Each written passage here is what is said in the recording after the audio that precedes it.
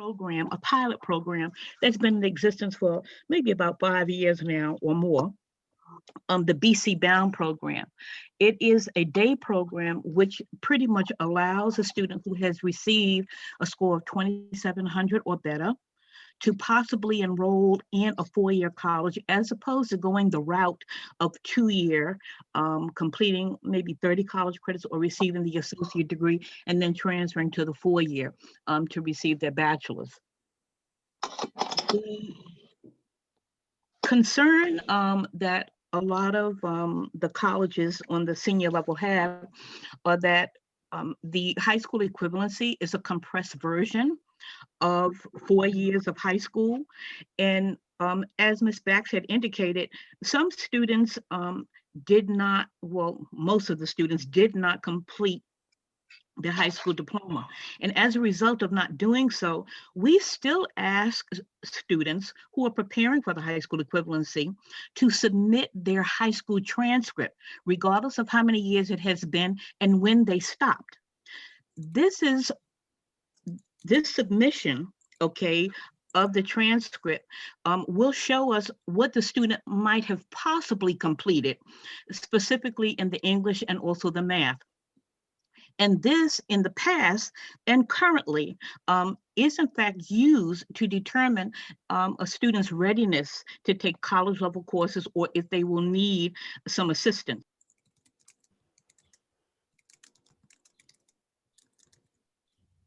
Okay, in the case where a student has been educated outside the United States, we know that they may have taken appropriate courses in mathematics, but not necessarily in English.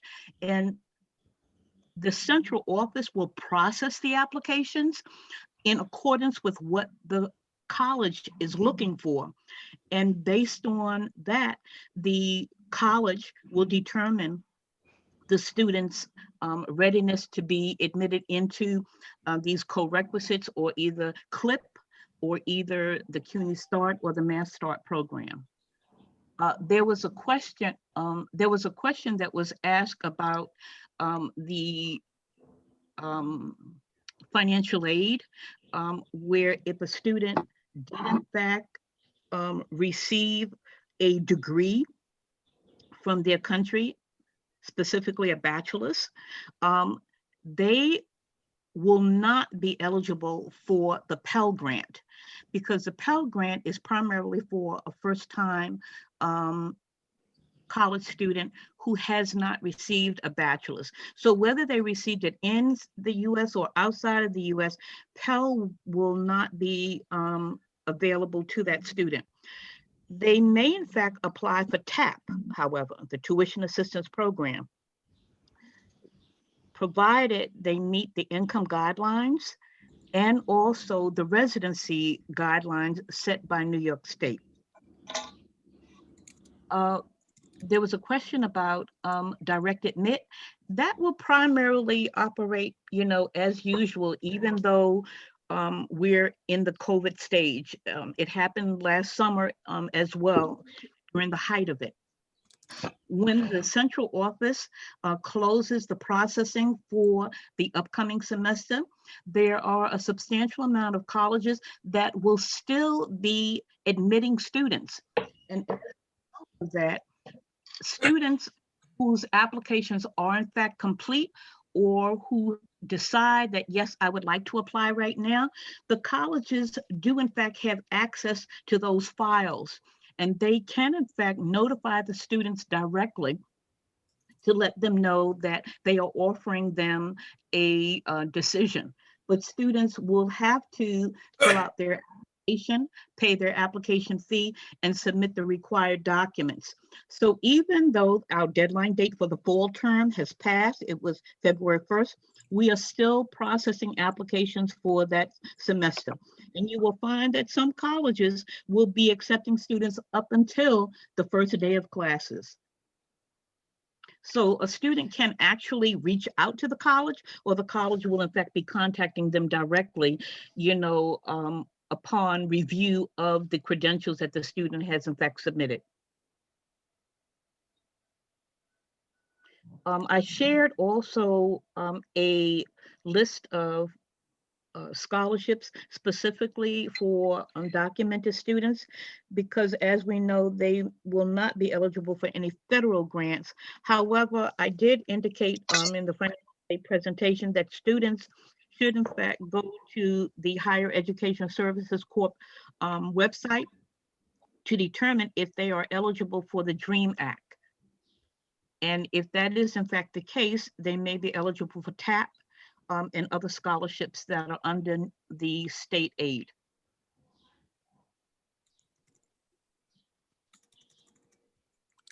If an international student has a bachelor's degree, but the cup, okay.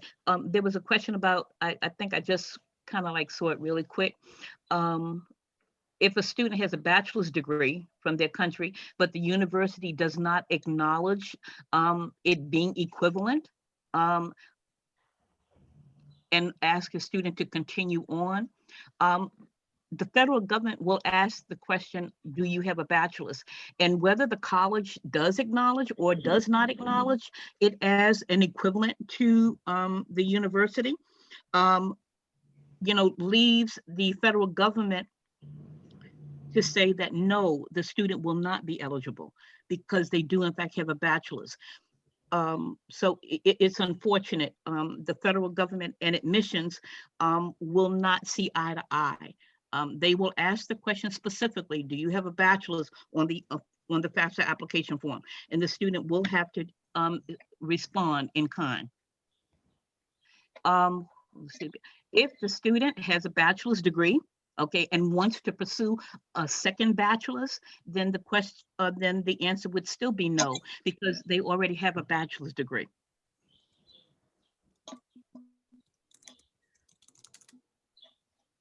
Should I be looking at some of the questions on the side, Ellen? I can read them to you. Oh, you mean in the chat? So yeah. Yes.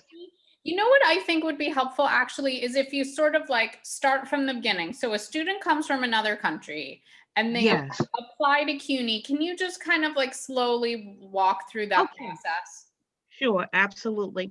So we have a lot of students educated outside the US who may have their high school transcript.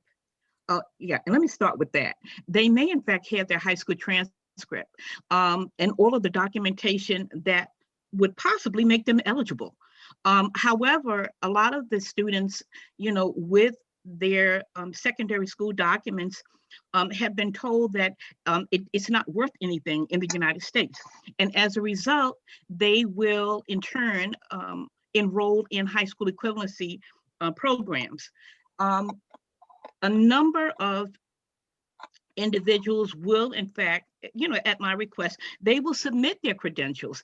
And what we do in fact tell them is that what you have is actually sufficient enough to be admitted. So I would always recommend that students submit what they have first to determine if they're eligible to enter the university, as opposed to assuming that it is not equivalent. The university will let a student know if their documents are sufficient or if they're not. And if they are not, we recommend that they do the high school equivalency. So that's for a student who has only done high school. Now, if a student has done beyond, even if they've taken one course, outside, beyond the high school, we consider that student a transfer student. And oftentimes we have students that will not disclose that they have in fact attended a post-secondary institution in their country. And it leads into a lot of problems a little later on. Sometimes students cannot get their documents. They may in fact owe the country money, or either they have in fact fled, from the country. But if they have in fact attended beyond high school, we are asking them to fill out a transfer application and to submit not only the high school document, but also to reach out to the university back in their country to get the documents to come directly.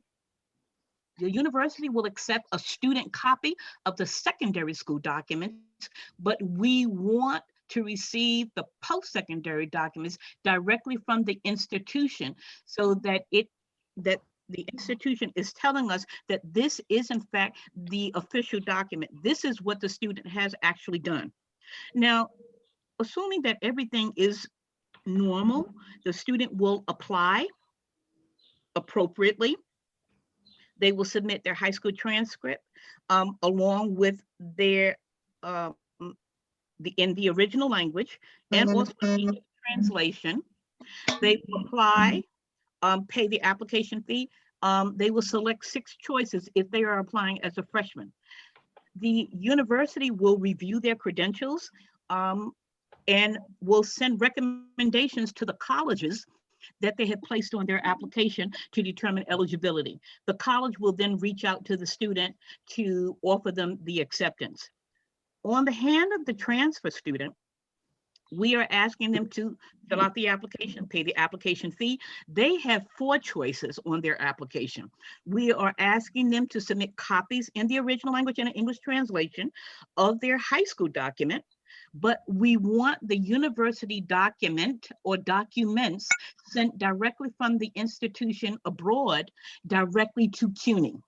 And because of COVID, we are in fact accepting them electronically from the individual colleges, or if relatives are going to the institution, they can obtain it in a sealed envelope, and the student will in fact be putting it in another envelope and sending it to us. The bottom line is that the official document cannot be opened by the student. In the event that it is in the original language, when we receive the official transcript in the original language, we will make a copy, the university, we will make a copy of that and send it to the student to ask them to have it translated into English. And the student will in fact send a copy of the English translation, and that would basically make the application complete. If a student is on, let's say, an F1 or a pending asylum or a pending permanent residency, we will ask the student to, in fact, take the TOEFL exam, the test of English as a foreign language, because the first language was not in English. And upon completion of all of this, again, the central office will process the applications. We have a team of individuals who are well-versed in the educational systems outside the US. And what they're basically doing is equating the educational grading system from a student's country into the US grading system and coming up with a grade point average and also a college academic average. Again, recommendations will in fact be sent, to the colleges that are placed on the application to determine eligibility. The colleges will then reach out to the student, letting them know if they are being offered an acceptance or, unfortunately, if they're being denied at that point.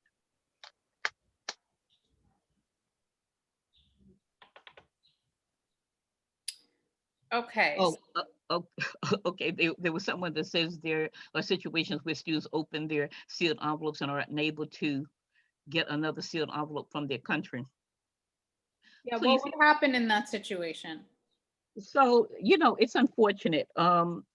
If a student is coming to the office, and this is just me, if a student is coming into the office and I see where they have, in fact, they have the envelope, and I see where the transcript is in fact legit, I will acknowledge it as an official. However, some of my colleagues will say, if it's open, then it's not going to be considered official. But we can in fact run it by the international department so that they can in fact let us know if they will acknowledge it. Sometimes students cannot get their documents for one reason or another, but they do in fact have their originals. Again, we have to run it by the international department to determine if there are difficult situations in that country where the student cannot obtain their documents, and we will process the student with their originals, but giving them back. We won't hold on to them. But the thing about it is that we would ask students, please not to open the document, even though we realize it's in the original language. We will open it and acknowledge it as an official, and then give the student a copy.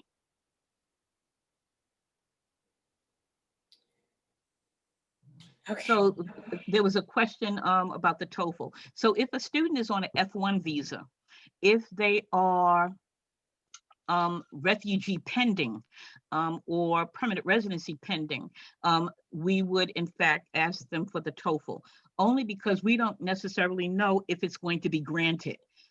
Those students who have permanent residency, refugee, or asylum granted do not have to take TOEFL, as well as students who are here who have overstayed their visit.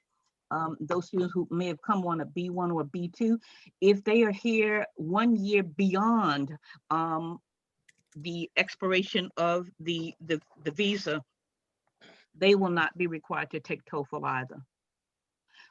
Do you have to take the degree to?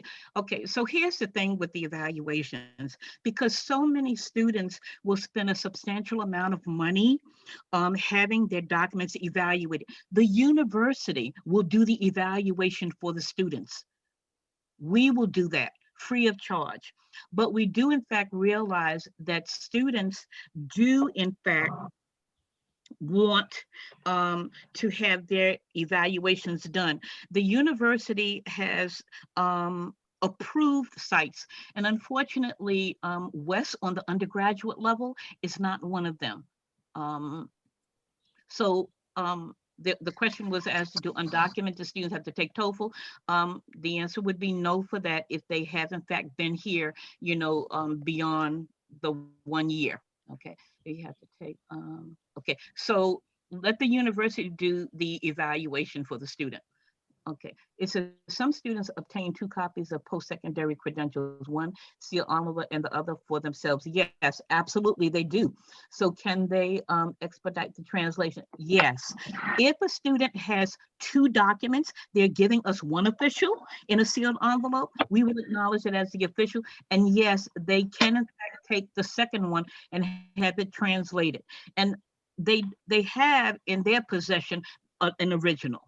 Okay, in the original language, and also they can have it translated. Can they submit the credentials in a sealed envelope along with the translation? No, we don't need the translation in a sealed envelope. Students can have the translation of their documents done here in the United States. But one concern that I do in fact have, and it has to be, and we stress this to students, is that the translation from the original language to English must be verbatim, no interpretations whatsoever. And it should be in the same format as the original document.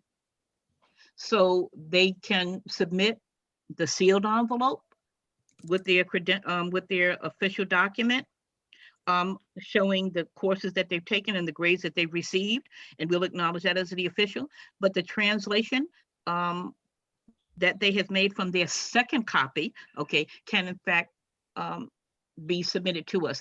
And have the student submit a copy of the translation. You don't want a student to be spending so much money doing these things repetitively. And when you say the university does the translation, so no, we do the evaluation. Okay. We do the evaluation, not the translation. We will ask a student to do the translation on their own, but we do the evaluation. There was a question from should the student have the documents evaluated by Wes? No, they should not. We will do that for the student because they're paying the application fee, and that's a service that we will in fact provide to the student. And okay, I have a clarifying question.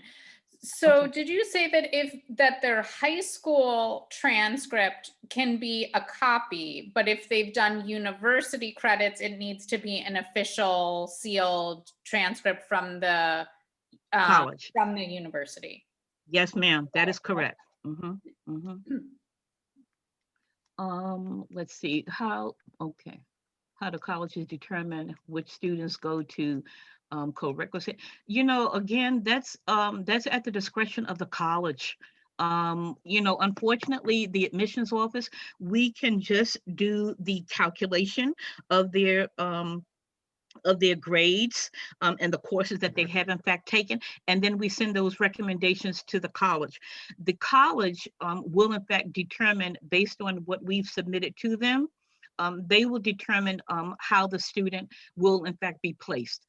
If it's a co-requisite or if it's CLIP, CUNY Start, or another viable means of taking college courses and all. But it is in fact, I would say, a victory where students don't necessarily have to take quote unquote remedial courses. As adult students who may in fact be receiving their high school equivalency for the first time, I think they feel defeated, to a large degree, if they have to take a course that's 0 credit. This co-requisite gives them an opportunity to take a college level course with academic support. So they are in fact, to a large degree, killing 2 birds with 1 stone. The question would be, can students appeal their placement for their proficiency index? Any appeal can be done, at the individual college. And, Ms. Bax, I was thinking that, a lot of these questions that are being posed, are after the student has in fact been admitted. And it's kind of like a area where we are kind of blind. As you had also mentioned. So I'm thinking that perhaps we should in fact have, and I should have thought about this a little earlier, the testing offices. Maybe we can have representation from the testing offices to determine exactly how a student can in fact be placed, if they are, willing and obliging to share this information with us, because I kind of think that it might in fact be advantageous to all of the parties involved. So I'm gonna find out from, the testing officers if they would be willing to share this information. That's a great idea. Mm-hmm. I see that one of our questions on this, when I asked case managers what questions they had a while ago, one was, are the colleges during COVID times now still doing direct admits? Oh, yes. Yes. At the college, or is everything electronic? What's that process like?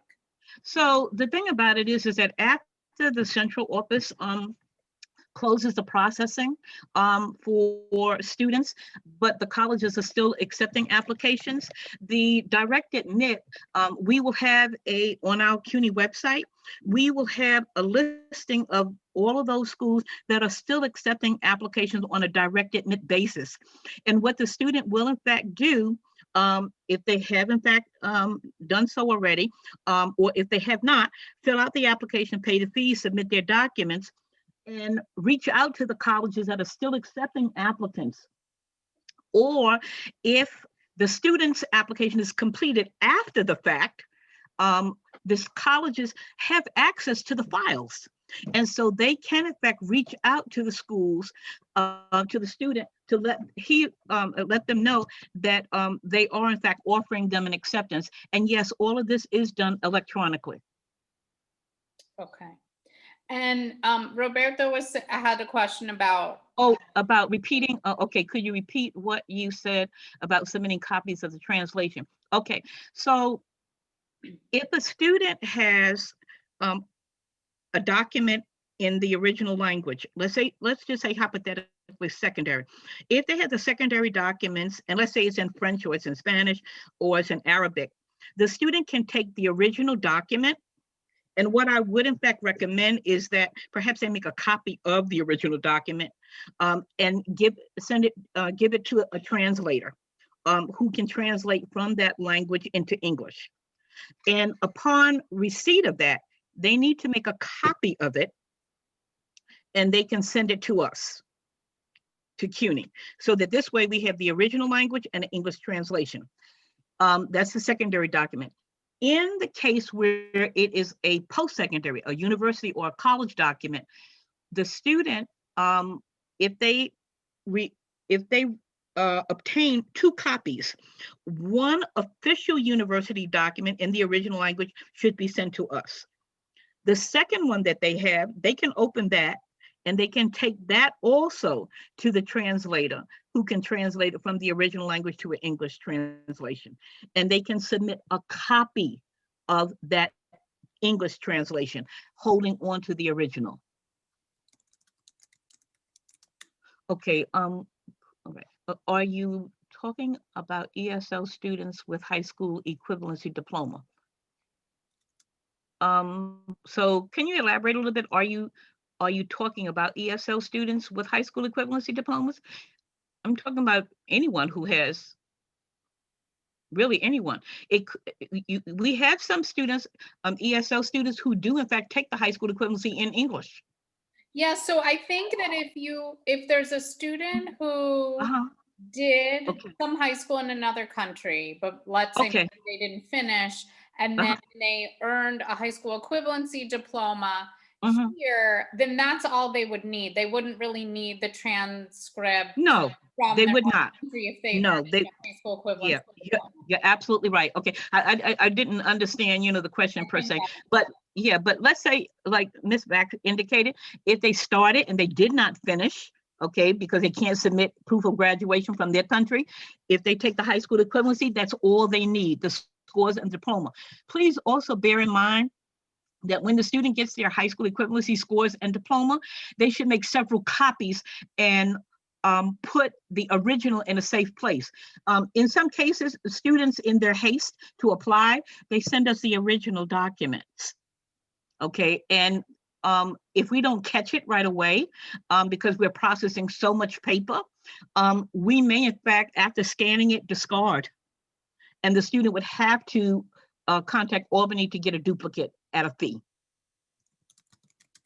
Okay, could you, okay, we did that one already. Is there an approved list of, no, we asked the students, the question was, is there an approved list of translators?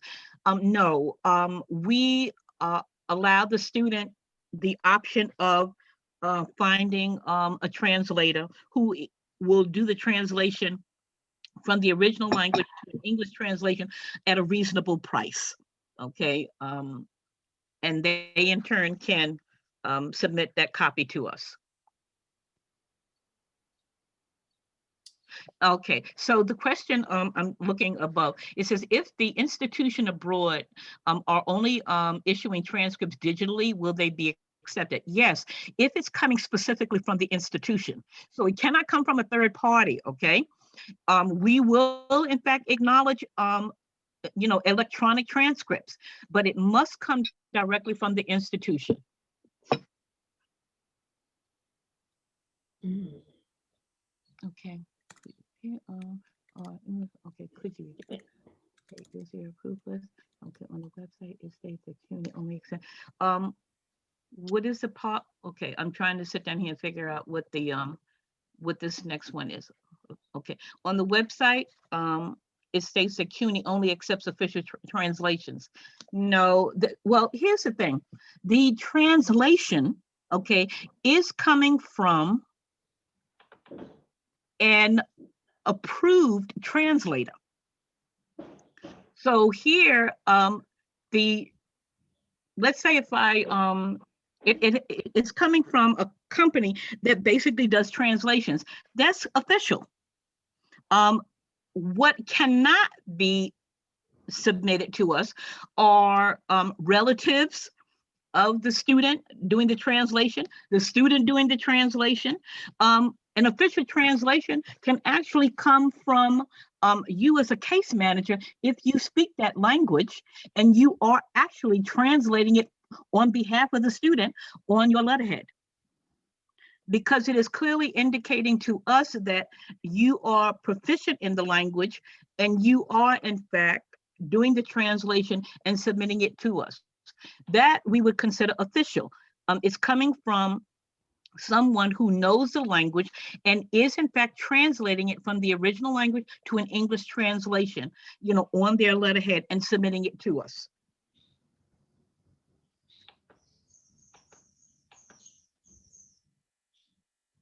Let me see, do undocumented students get in-state tuition if they have, is that the only way, that in-state tuition. So undocumented students who have a high school equivalency diploma and enroll within the 5 years of receipt of that high school equivalency can in fact receive in-state tuition, yes. Now, let me just caution with something. If we know that the student is taking the high school equivalency, and they have done some college work in their country, this student cannot apply as a freshman. They must apply accurately as a transfer student. And in this case, depending on how long they have been in the US, the college will in fact make the determination if they can pay the in-state tuition based on the duration in the state versus out-of-state tuition. So please, if a student has a high school equivalency diploma and they have not graduated from high school in their country, they have no college work in their country, they can apply as a freshman and they can in fact, yes, receive in-state tuition. If they've done anything beyond that, it will really be the discretion of the college, to determine, because now the dynamics of their status has changed. If a person got their bachelor's degree in their country and want to pursue a master's degree, the procedure is the same related to the translation. Unfortunately, the information that I am disclosing right now is for undergraduate. The graduate office has a more stringent requirement. So let me just say that the student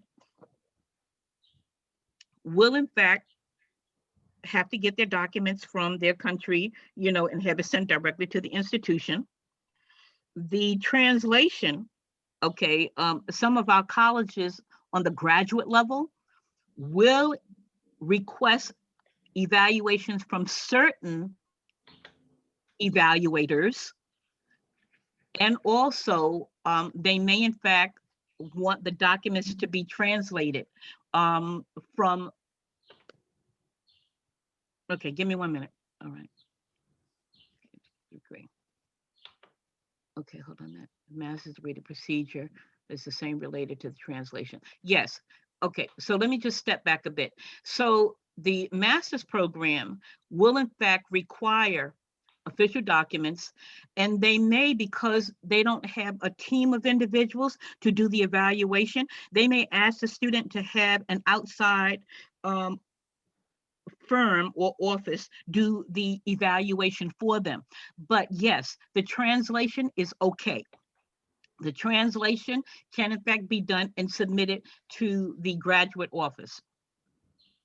Okay, the question said I had a student yesterday who does not have her college degree at the moment and asked if she can apply.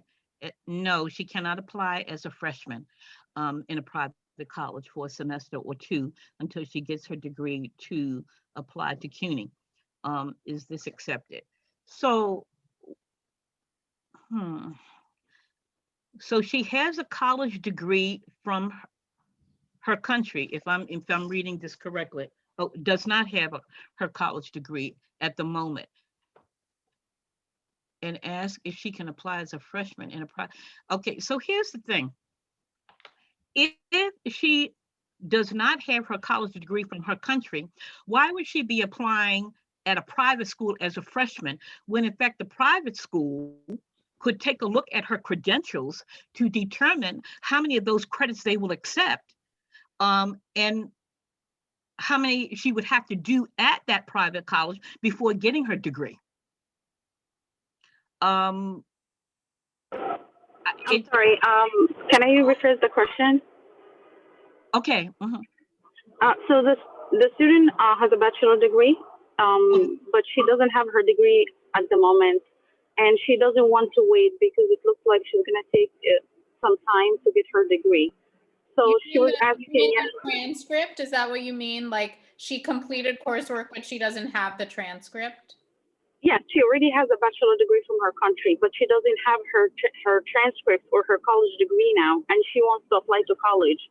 So I told her, I'm sorry, has she requested the transcript from the college?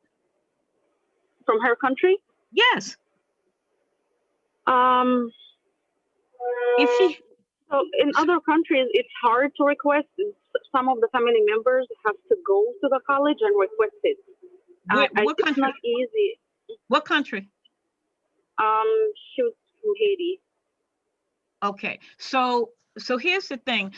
No to your question. She should not be applying as a freshman, okay, at the private school or at CUNY. I understand her urgency in wanting to start college, but she needs to apply to the university, be it a private, state university, or CUNY. She has to apply appropriately, okay? What she needs to do is to contact the Haiti, the institution that she has in fact attended, and find out from them if they will electronically forward her documents. I'll let her know. Thank you so much.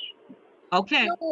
So I want to move on to what happens next, right? And so if Hamid and Claudia can talk about the next part of the process, which is determining the student's level.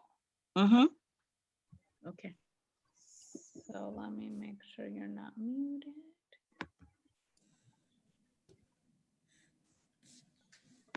Okay.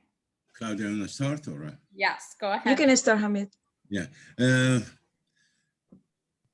Once the student is deemed ESL by CUNY,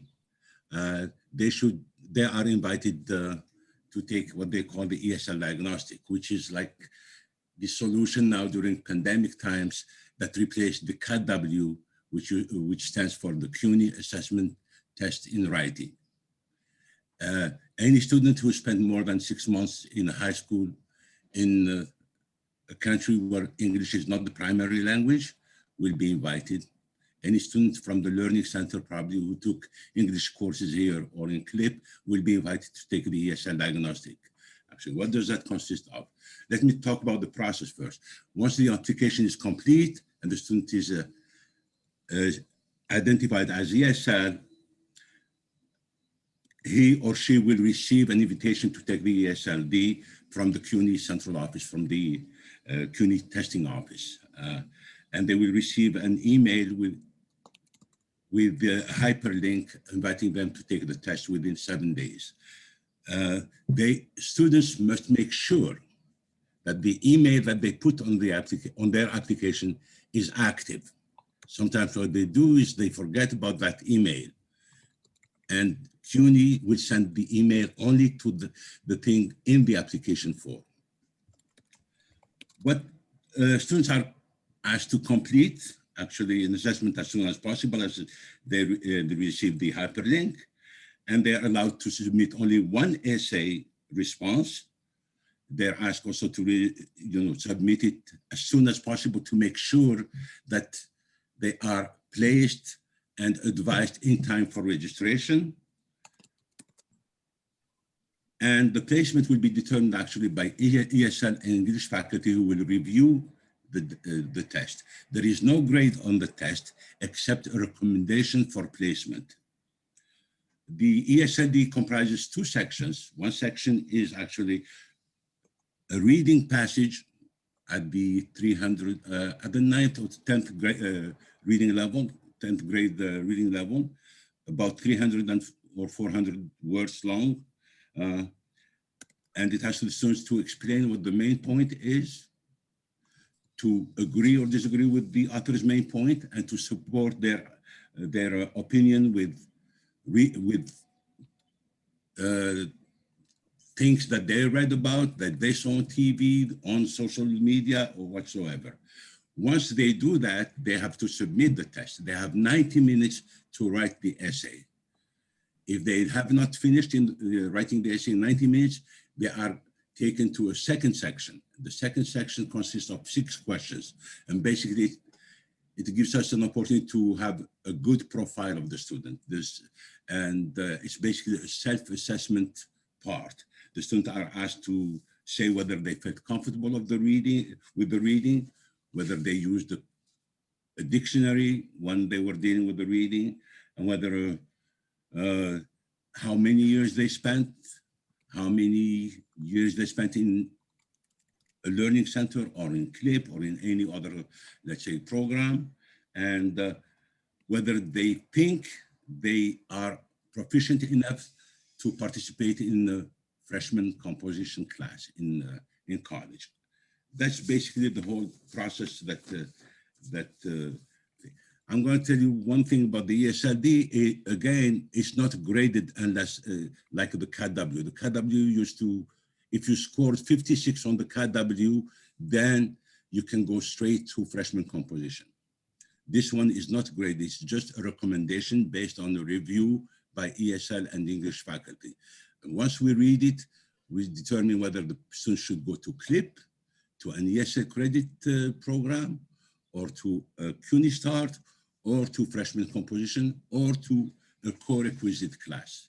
That's the whole process. If you have any questions, I'll be ready to. And does the email with the link, does that come from the college, or it comes from like the central office? And the reason I'm asking is because when we talked about this in a meeting, a lot of the case managers were saying, like case managers at some campuses were saying, oh, this happens at my campus. And case managers at other campuses were saying, my students are not getting that email. Yeah, the process is totally centralized. Everything goes out of the university testing office, not from the colleges. No college is able to administer the ESLD actually at this point. So, yeah. And just to add something to Ellen's question right now is that when Hamid said that the student had to pay attention to the email that they put at the beginning of the application, that's the email that they used to send the link. So many students forgot what kind of email, or that account is already no active, or they change email. True. So they have to really pay attention to the email that they put in the initial application, and they're going to send the link to that email. Yeah. Right. If I could just jump in, I just wanted to, this is Christopher, let you know that I put a link to a page that actually has the exact instructions for the ESLD. So if you go to that page, it'll tell you exactly what they do. The reading that they use is actually readings that previously were used for the CUNY assessment test in writing. And they had people vet those readings and try to find one that didn't require so much cultural knowledge. So I found one that I think, I don't know that they use that, but would kind of be like that, about time management. No, actually about multitasking. So you can show that to students. And it is a good idea to kind of familiarize yourself with that and maybe even practice writing one, because the format, you know, when you know the format before you go in, you're going to have a better chance of doing well. Yeah, let me say that basically all the topics are proposed by the ESL Discipline Council. Right.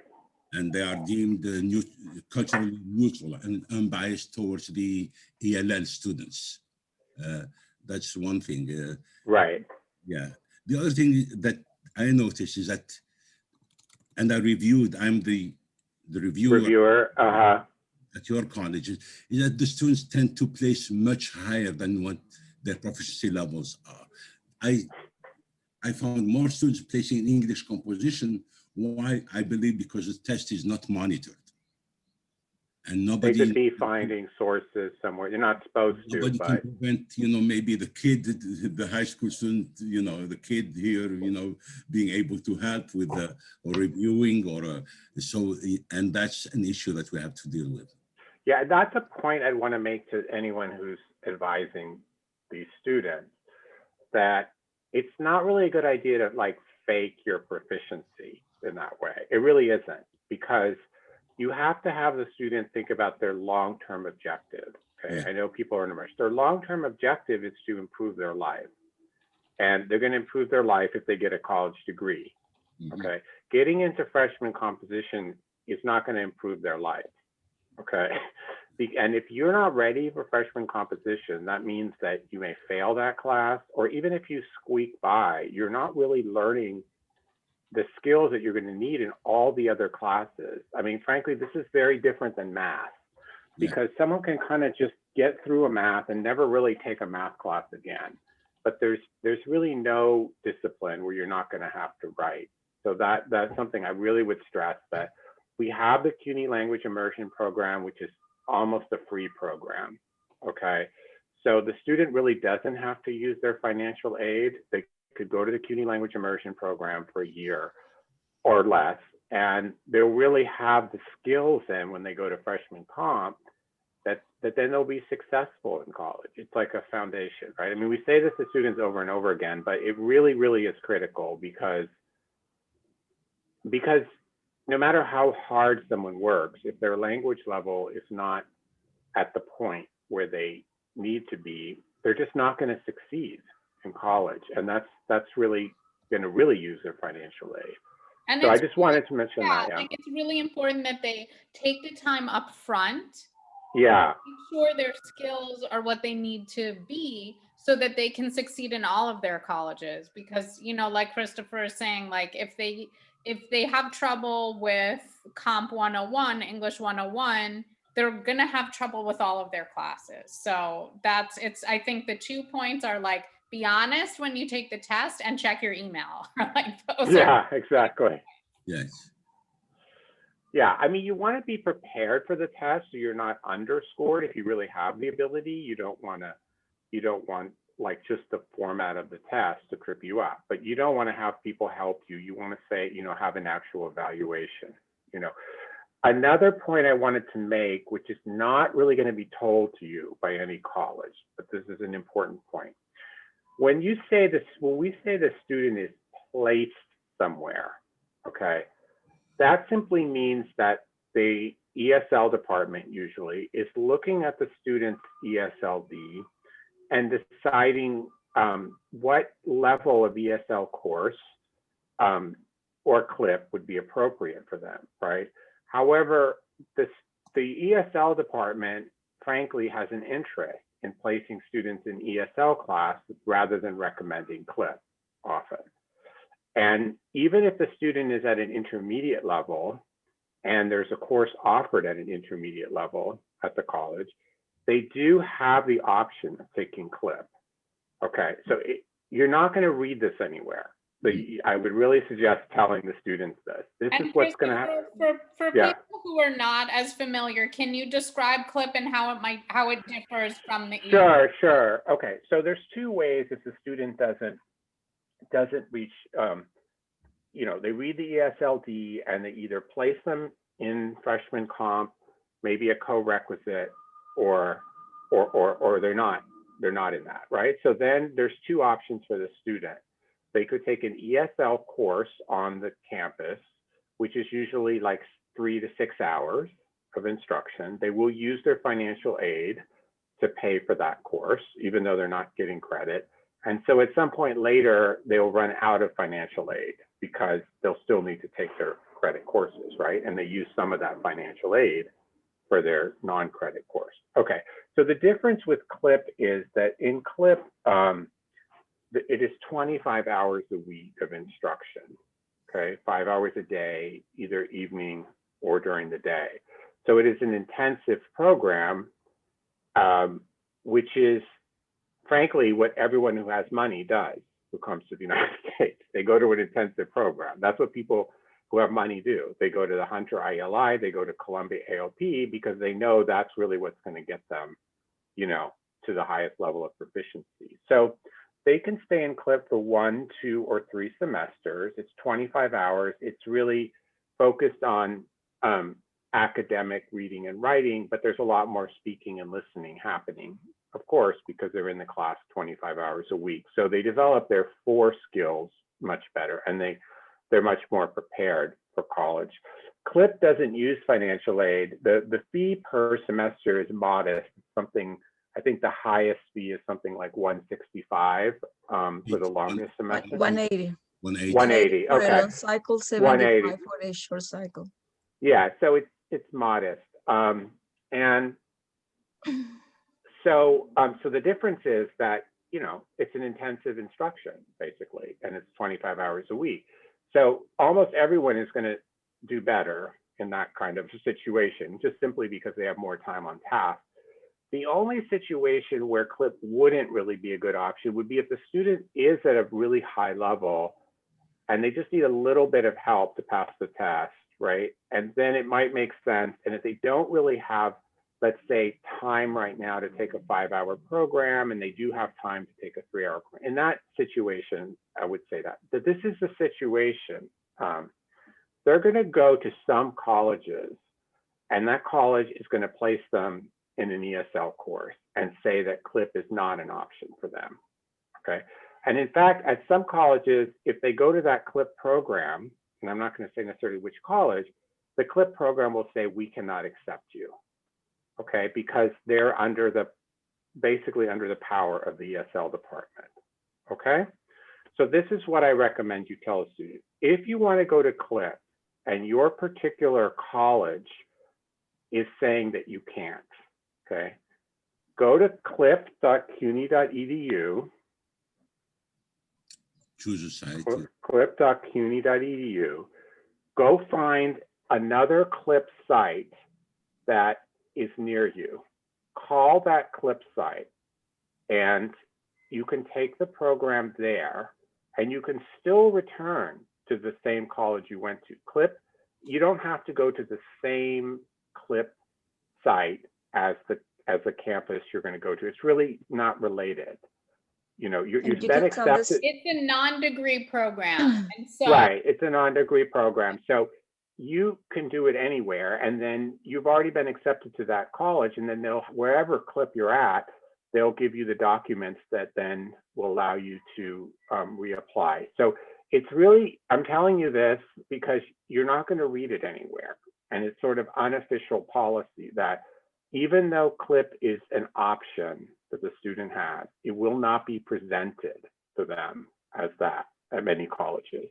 They will say that some colleges will be very open. Okay, I'm not saying, some will say these are your choices. Some will not. They'll say that this is where you have to go.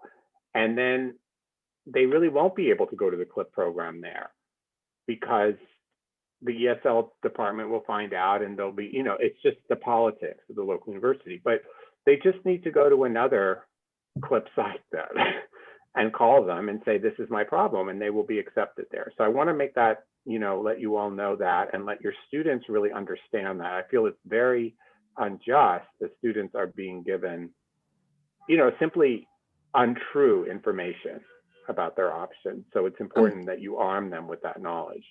Yeah. And many students are scared that if they don't go to the college that they were accepted, they're going to lose the acceptance. And that's completely wrong. They're not losing anything going to another CLIP program. If another CLIP is closest to your house, to your work, that's the student should do. Should go to the CLIP program that is close to their convenience, and then go back to the college that was accepted at the beginning. Yeah, there'll be no problem with that. So Ruby asked a question privately. What if they also need math? Can the student request CUNY Start? So CUNY Start is also a program that's 25 hours a week. There are a couple different versions. So for students who need reading, writing, and math, it's 25 hours a week, and they can do all of that in that one program. And there's also a half-time version for students who only need math or only need reading, writing. So yes, students can also go to the CUNY Start website, which we can put the link in the chat. It's a lot of time. So this is for students who need a lot of support. If students are like a little bit weak, it actually might be better for them to do a co-requisite class. CUNY Start is really a lot of support. There are a lot of advantages because it has advising built into it. It has the teaching approach is very inquiry based, and so students get very deep knowledge of the material and the skills that they need, and it tends to prepare students really well. But in terms of their time, if they just need like a little bit of support, then a co-requisite might be better. If they really need substantial academic support, then CUNY Start is a good option for them. And here they're not using their financial aid with that either. Correct. It's inexpensive the way CLIP is inexpensive. Yes. Right. So CUNY Start would be about $75 and Mass Start would be $35. yes. Yeah. May I add also that CUNY Start is usually reserved for English-speaking students and not ELLs? Yeah, that's important. So it's important that students be fluent, you know, they be pretty proficient in order to do the class. It's not appropriate for students who need a lot of English support. It's really, you know, getting students ready for the college level work. But it's for, you know, non-native speakers are absolutely welcome in the course, but they need to be quite proficient in order to do it. Yeah. And someone can also finish CLIP and then sometimes even go to CUNY Start if for writing, if their language is that level. But definitely, if they're, you know, if they're ready enough linguistically, they can also go to Math Start. What they have to be careful of is after a year, you automatically are reapplied. You automatically are readmitted within a year, right? So that's why the CLIP is a year long, and then they can go back to that college. If they then are going to take, say, a year in CLIP, and then they're going to take Math Start, they're going to have to probably reapply, right, Ellen? I think they'll need to reapply. That is correct. They have to, Yes. Yeah, They have to reapply and they have to pay the application. fee. Application fee again. Yeah. Yes. right. You're right. So that's kind of like, I would tell students, consider that part of the cost of the course. Like that shouldn't be a deterrent, right? Because if they're not ready for college level work, they're not ready for college level work and they still need that support. But just to like financially plan for that they are going to have to submit a new application, including a new application fee. So I think we're going to move on to our next part. And we can always come back to some more questions at the end. So we have Stephanie Allman, who is from Upwardly Global with us. And Upwardly Global is a program that works with students who already have degrees or professional training from another country. So this is certainly like not the case with all of our immigrants, but a lot of our programs do have students who've earned degrees or professional training in their home countries.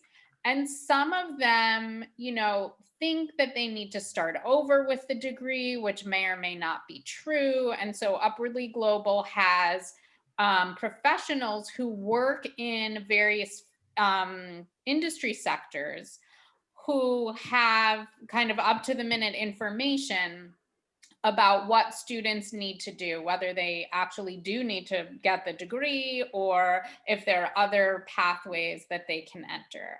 So Stephanie is going to tell us all about Upwardly Global and, you know, what would make a student eligible and what services they provide and all of that. Thank you so much, Ellen. I appreciate the introduction and overview. It's nice to meet you all. Thanks for having me join you today. I do have a presentation to share, so if you just give me one moment, I will present my screen. Okay, can everyone see my screen?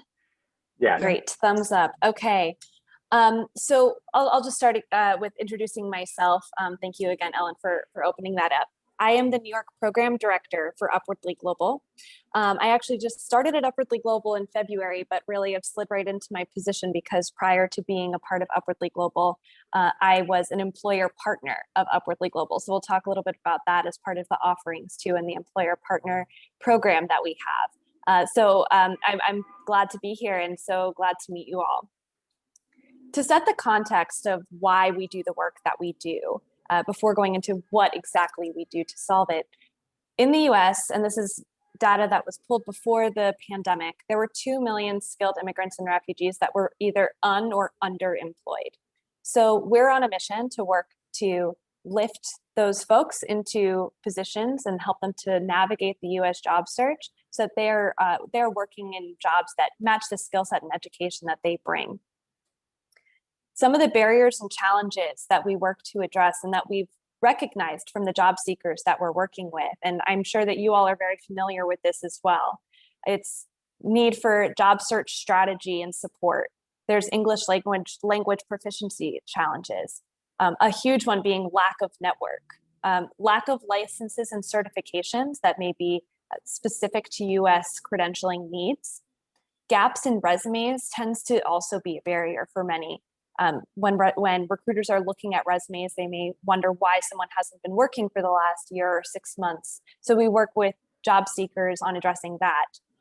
People are stuck in survival jobs, and that sometimes makes it difficult to find the time and the flexibility to be able to really embark on the large process that we all know to be the searching for a job. And then of course there's employer bias as well. So we work at Upwardly Global to address all of these challenges that we've identified here. Our mission is to lift immigrant professionals, including refugees and asylum seekers, out of and underemployment into thriving wage jobs that align with their skills and education. We do that in a number of ways and at a number of different levels, because we understand that the barriers that I just went through aren't just specifically focused on the individual. They're focused on many levels. So we think about what employers and corporate partners can be doing to be a part of solving these challenges. We think about the policies that we can be advocating for to solve these challenges, as well as working one-on-one with the individual through our direct service models. So I'll go into the details of the program that we offer and who it is that we work with. This is just a quick overview here. We have at a high level, both direct and indirect service models and impact models. So the direct service being the job search, coaching, and skilling, and then employer engagement, that's what we do directly. Jobversity is another tool that we have, and I'll just touch on it really quickly. It won't be super relevant to everyone on the call, but it's how we empower organizations, other organizations, to have access to Upwardly Global tools so that they can offer what we offer through their organizations to the communities that they work with. So to dive into the job search coaching and skilling, this is really the bread and butter and really the core part of what it is that we do. This is our boots on the ground, working directly within the communities one-on-one with job seekers.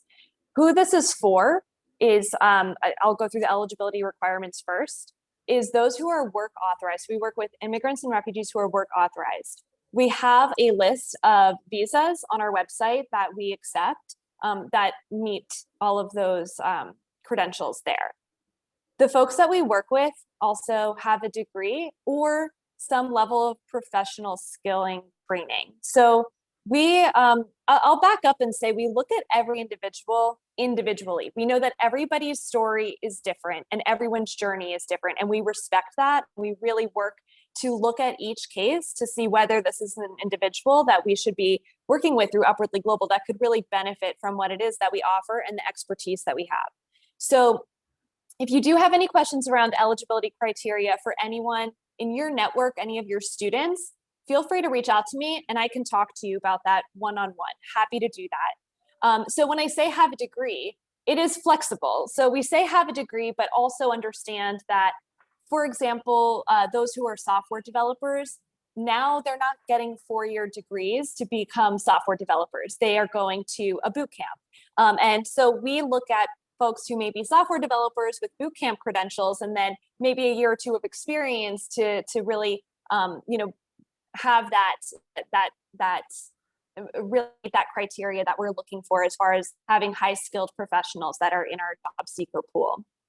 So the degree is flexible, but again, really points to those that have some kind of professional education in the capacity that works best within that industry. This is also a pattern we see in healthcare too, with vocational training leading to really great high skilled positions and maybe not needing a 4-year degree.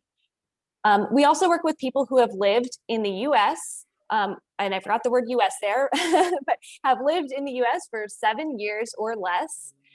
We do, again, make exceptions here for folks up to 10 years. So if someone is completely qualified to be a part of Upwardly Global and they've been here for 8 years, we will likely make an exception for that individual. So again, any questions, feel free to reach out to me directly.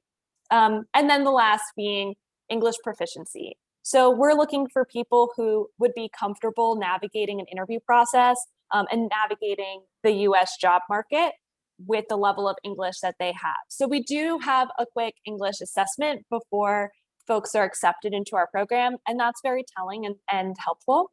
And then what we also do is if we see that someone maybe has a lower level of English, but would be able to be qualified for our program if they just had a little bit more training. We have really great community partners that we work with, making sure that they are given a warm introduction to language programs, who then give that warm introduction right back to us once they've graduated from those language programs. So we really try to keep everyone fully supported through the process of working with us.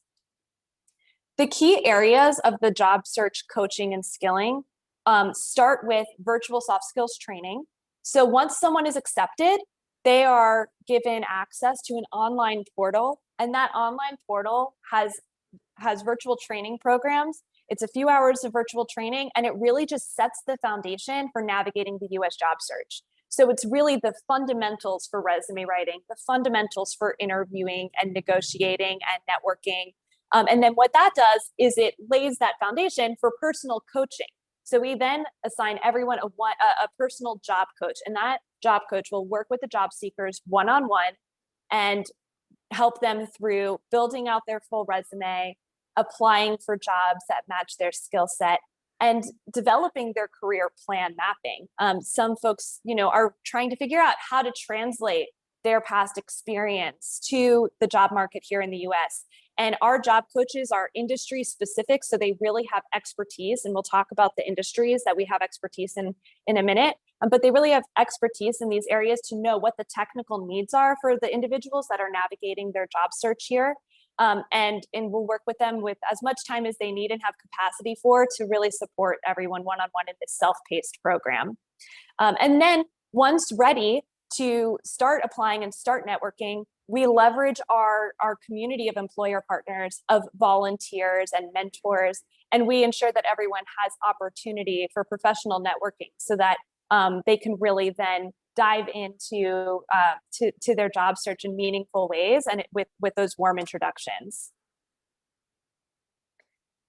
These are our 5 key industry areas that we have focus on. This was developed from a study of labor market data and where we were seeing trends in the labor market, along with what we were seeing as patterns from our job seekers. So those 5 career communities, as we call them, are healthcare, business, that is very broad, that includes human resources, administration, marketing, logistics and operations. So business being a bucket there, engineering, technology, and finance.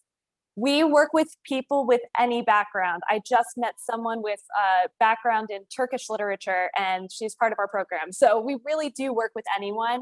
Our job coaches have specific industry specializations, but above all, they are expert job coaches. So they're able to really guide someone through navigating the US job market and their search, and keep that encouragement going as along the way for everyone that is part of the program.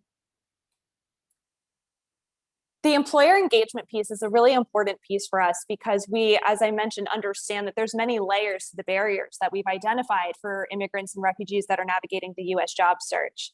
And so one of those is, around DEI and bias. And so we really work with employers on their strategies for ensuring that immigrants and refugees are a part of their conversations in DEI. They understand the circumstances of refugees and immigrants as they're navigating the job market and the job search, and are addressing the challenges that they may be presenting as we all have the cultural norms that we practice without realizing. So we have a number of really great employer partners, and aside from having the open-mindedness, having the training and education that we bring to them, they also open up their job boards. So we create direct talent access between the employer partners and our job seeker pool. This, as I mentioned, is less relevant to you all, but just so you know that this is something that we do offer, is essentially packaging Upwardly Global for then our partner organizations and friends to be able to deliver Upwardly Global content and resources, and also access job coach training. So we know that there are many organizations that are working with those that are navigating the job market and going through a job search.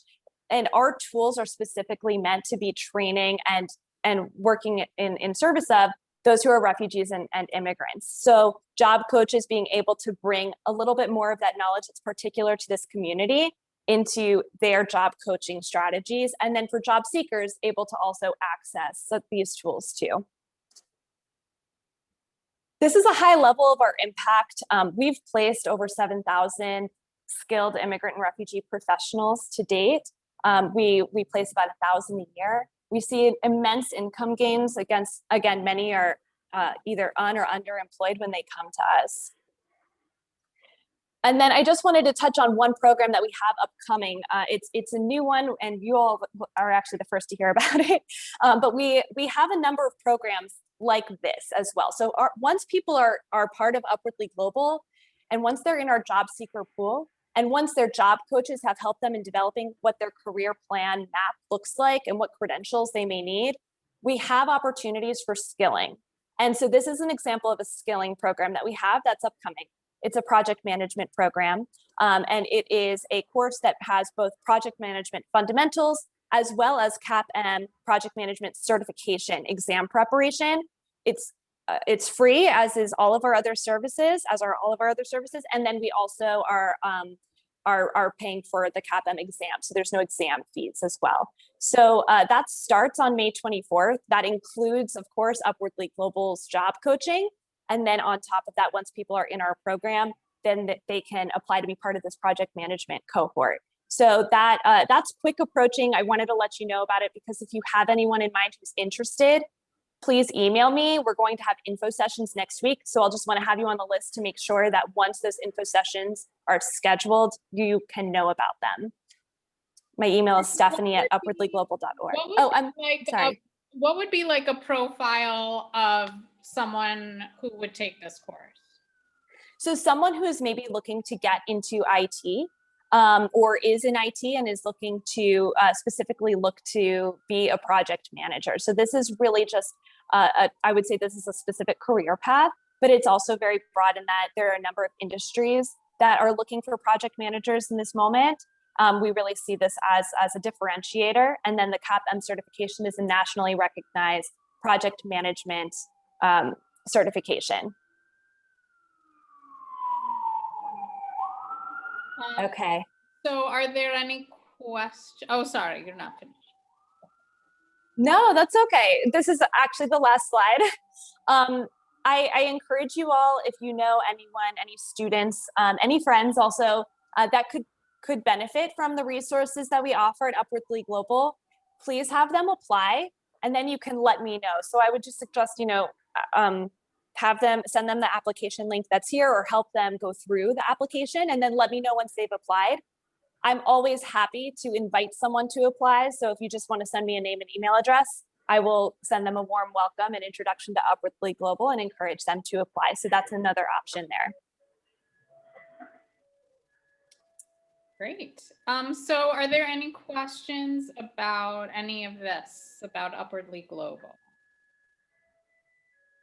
There may be some in the chat, Ellen, but I'm not able to, I don't know if I'm able to see them while I have my screen sharing on. I don't think there are any in the chat. Okay. I saw some. Okay, so question, the services are free, correct? Yes, all of our services are free. So are all of our skilling programs. So we have partnerships with Microsoft, Udemy, Coursera, number of certifications that we offer. They're all free. Everything is free through Upwardly Global. So one last time, run through the slide that had the eligibility requirements. Yes. Oops, let's go back. So immigrant, refugee, or asylee with work authorization being the first. Second is having education. That can be from the US or that can be from their home country. Third is having lived in the US for 7 years or less, knowing we make exceptions for folks typically up to 10 years. And then have a proficient level of English. And lastly, residing in New York among other states, but I think that's a given with CUNY, so I'm not, not worried about geographic constraints there. Does anyone have any questions on the eligibility requirements or anything that I can demystify here? Yeah, actually, I have one question. Why did you arrive at that 7-year limit? So actually, this just changed to 7 years. Beforehand, it was actually 5, but the visa processing has been so slow in recent years. So we understand that there are more people who have been in the US waiting for work authorization. And they were running up on time to access Upwardly Global services and resources. So we just increased that to 7 years. We would love to work with everybody. This is our way of making sure that we can work with people who are a little bit newer to the US culture and job market search. And so this is our way of reaching those folks first. But of course, as I mentioned, we have the exceptions too. I think you were saying that you refer people sometimes to English language services, right? So we do. So they would, if they're not totally sure about their English, they would still like apply maybe, because then they would be able to, even though they wouldn't be maybe able to start your program, it would be a way for you to help find referrals. Yes, absolutely. We would be happy to support anyone we're always happy to support folks who are not able to access our programs at the time that they apply.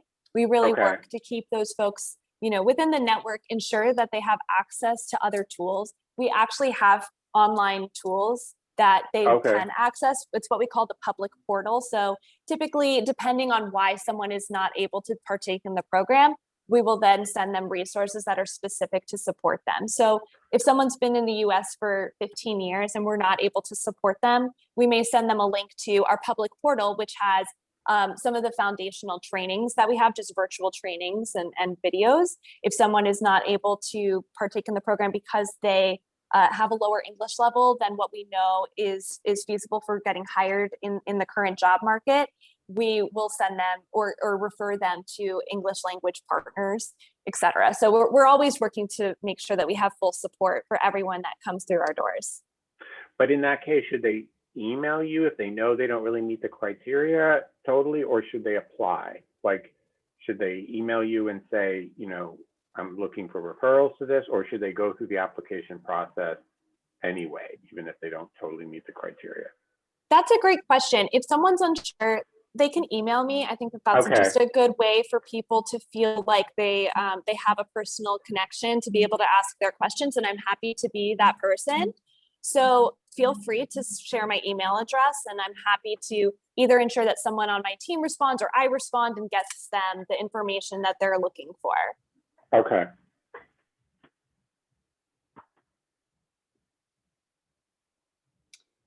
Great.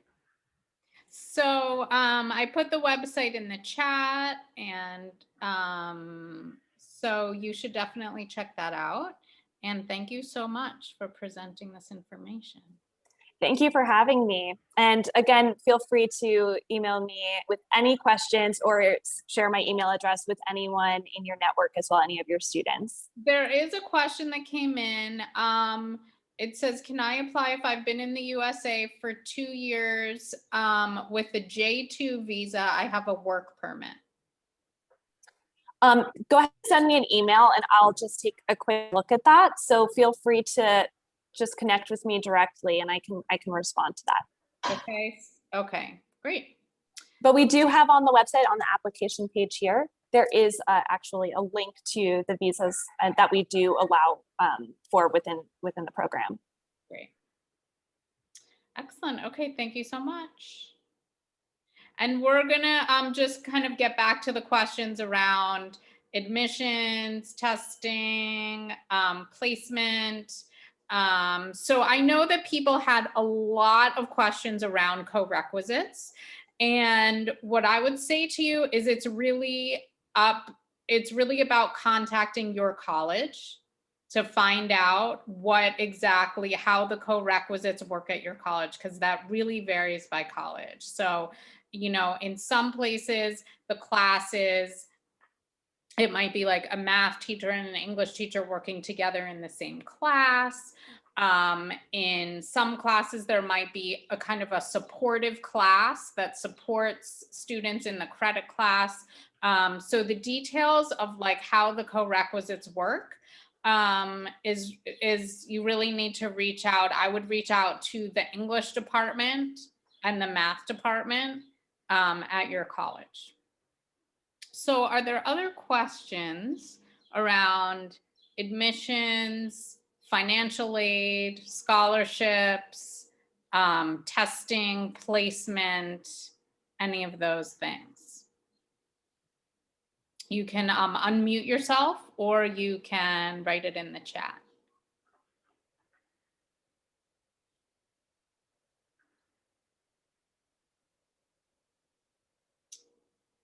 Any other questions?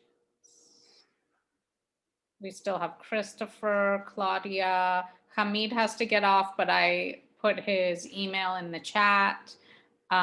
We still have Charlotte Henson Butler. Any other questions? Hi, I have a question. Can I say?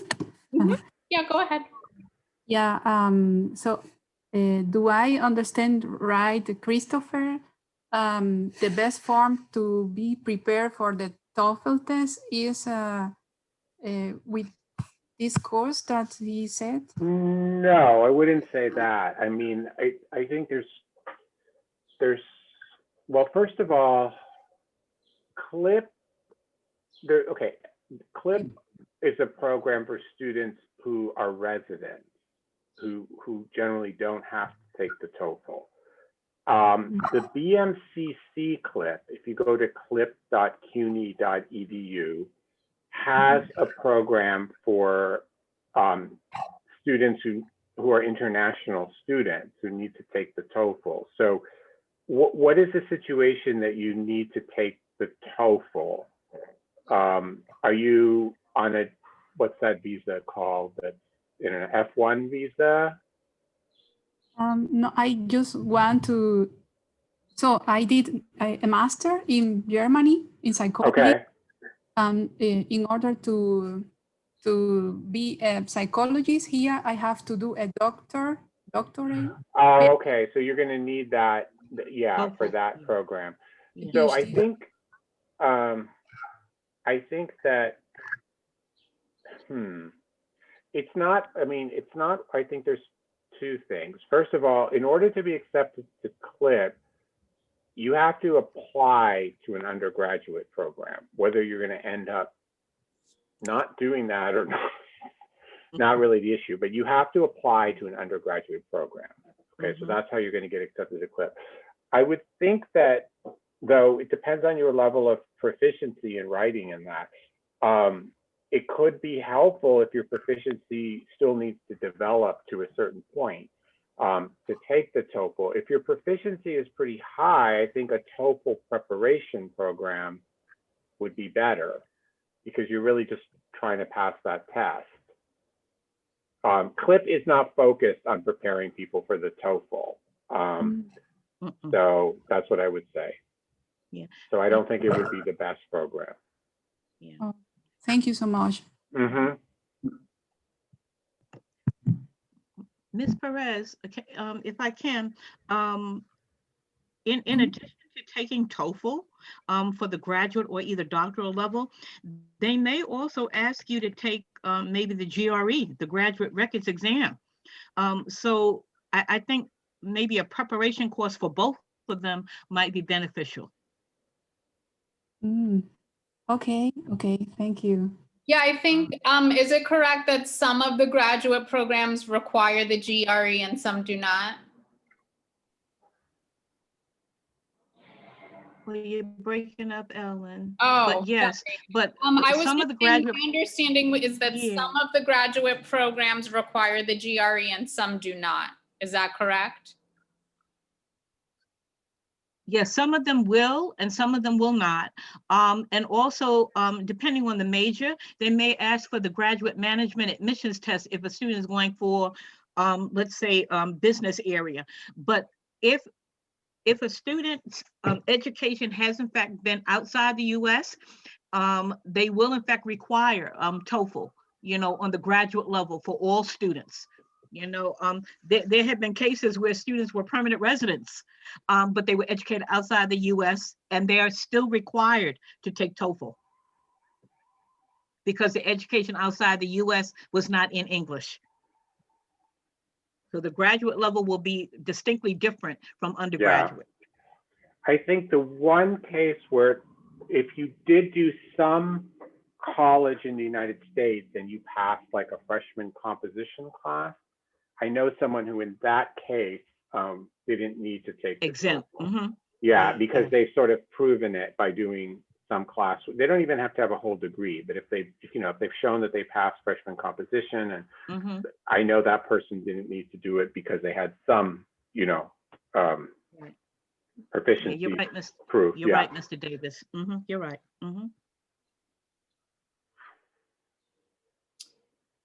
All right, any other questions?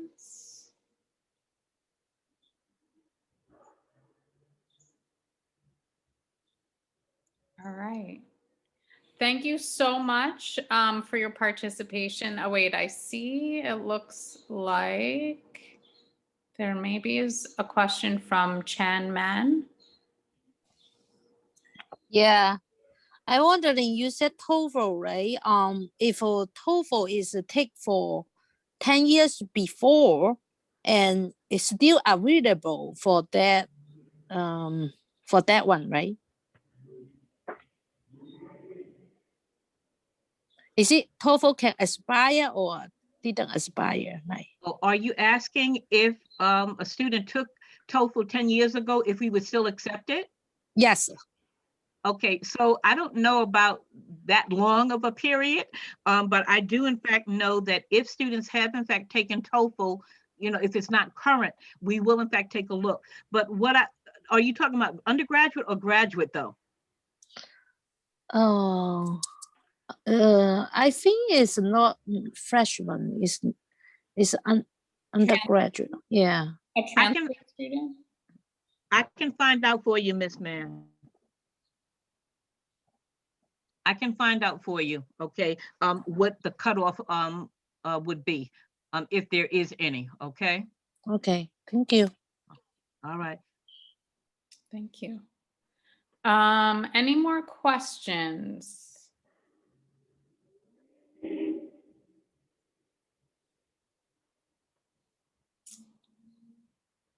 All right. So Eric mentioned that he and I have been taking notes during this conversation. We have a Google Doc where we've been taking notes, and we'll send out the link when we kind of wrap all of our note taking up. There is we are recording this, and so we will post the recording on our Google Classroom page.